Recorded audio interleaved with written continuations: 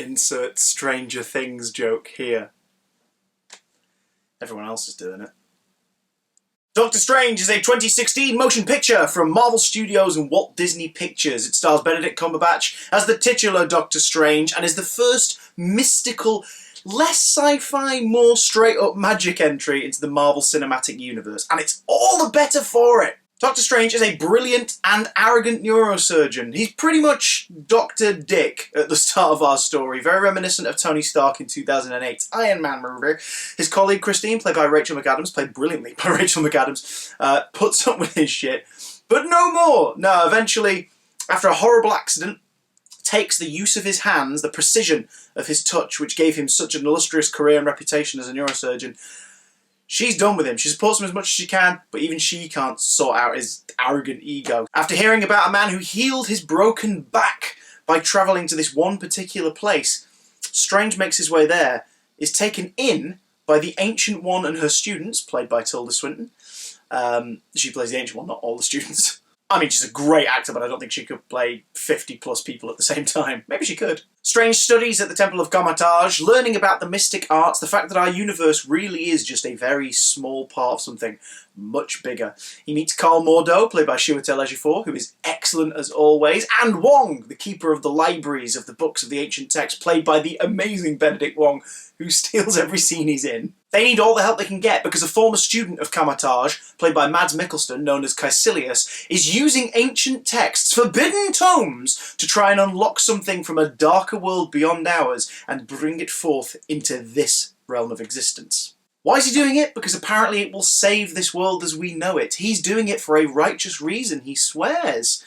That's why Strange, Mordo, Wong and the Ancient One have to use everything in their power to take this guy down before he and his cult of violent followers destroy the world. Okay, so to one degree this is a pretty paint-by-numbers plot, but at the same time it's the visual style that makes this stand out from your usual superhero fare. Now, Marvel have never ever been when it comes to their visuals. They always go hell for leather. They just make it as visually stunning and breathtaking as they can with every effort, whether it's putting a dude inside a metal suit that can fly and shoot rockets, whether it's an Asgardian god wielding a hammer made of like the most ancient and powerful of metals, whether it is literally a World War II soldier decked out in red, white and blue, saluting for his country while punching Nazis in the face. Like, they always make the films very visually exciting.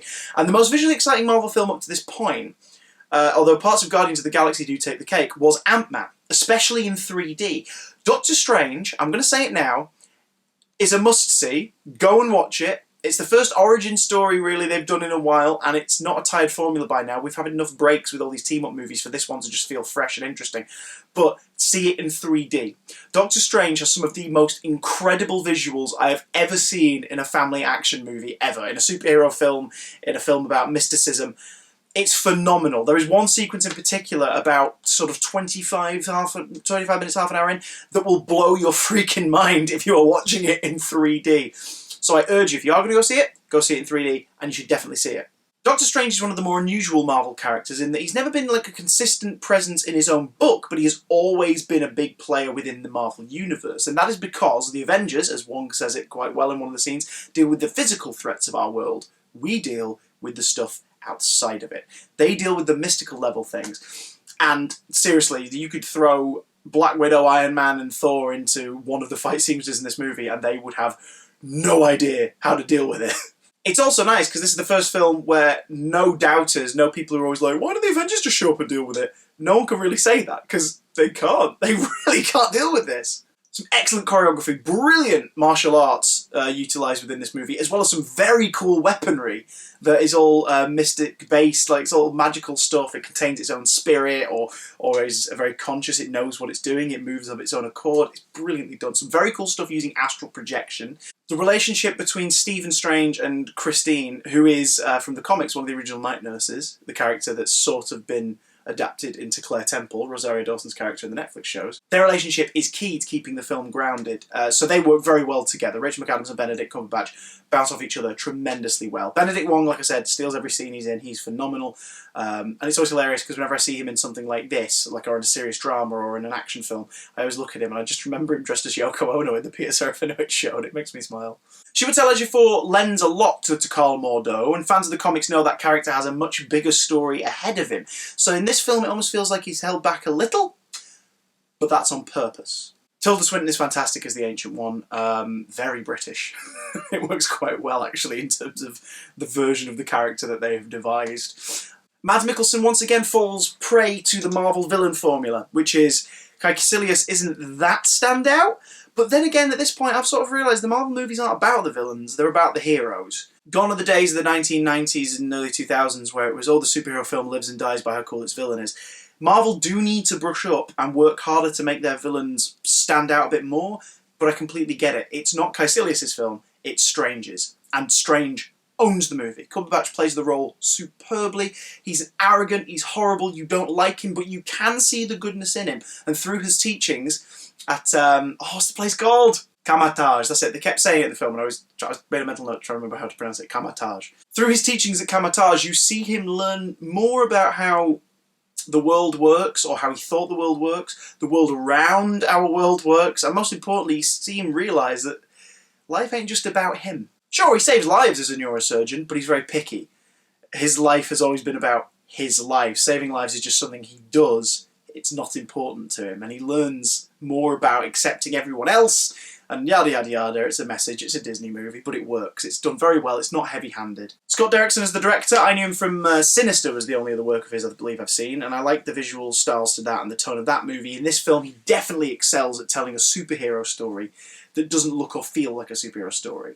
The structure is there. It's the same skeleton as another Marvel origin movie, for example, but it's not as obvious. It's a unique piece, this movie. We are 2 films into Marvel's Phase 3, Civil War and Doctor Strange. Civil War may be a big old event, but Doctor Strange takes us back to formula when it comes to the superhero origin story, and it's all the better for it. It's nice, it's refreshing, it's very cool, and possibly the best solo Marvel movie since, not counting sequels, Guardians? Ant-Man's amazing, but, you know, I think it's on par with Guardians. And funny! It's funny! I mean, Guardians is funnier, but Doctor Strange has so much humour in it that I was not expecting. It's a melting pot. Alright, it's a cauldron full of things that work. He's not a witch, but this is Halloween week, so that's my Halloween joke done. Thanks for that. Worked hard on it. I give Doctor Strange, Marvel's Doctor Strange, a nice solid 4 out of 5. Falls into a couple of the usual traps that the Marvel movies have, but ultimately it is a fantastic solo flick, a great vehicle for Benedict Cumberbatch, and has 2 very nice mid and end credit sequences. So make sure you stick around. Now, if you want to know more about Doctor Strange, you want me to go into a spoiler talk, then hold your horses, because tomorrow there will be a brand new episode of Big Damn Cast right here on YouTube, and also to download for free on iTunes. That's our podcast. We talk about movies, we talk about pop culture events, we reluctantly answer Doctor Who questions, because you guys keep sending them! So if you want to know more spoiler thoughts on Doctor Strange, make sure you are subscribed to this YouTube channel for Big Damn Cast tomorrow, or go to iTunes, in fact, please go to iTunes, and go to Big Damn Cast and subscribe. You get it right in your ears the moment it's available. Now, by the crimson bands of Cyttorak, I implore you to subscribe to this channel if you haven't already. Bye, Jingo, because there's more stuff to come soon. Goodbye! This doesn't work. Just run the end card. Thanks for watching, please come again. If you subscribe, I'll be your friend. But not really, 'cause that'd be weird.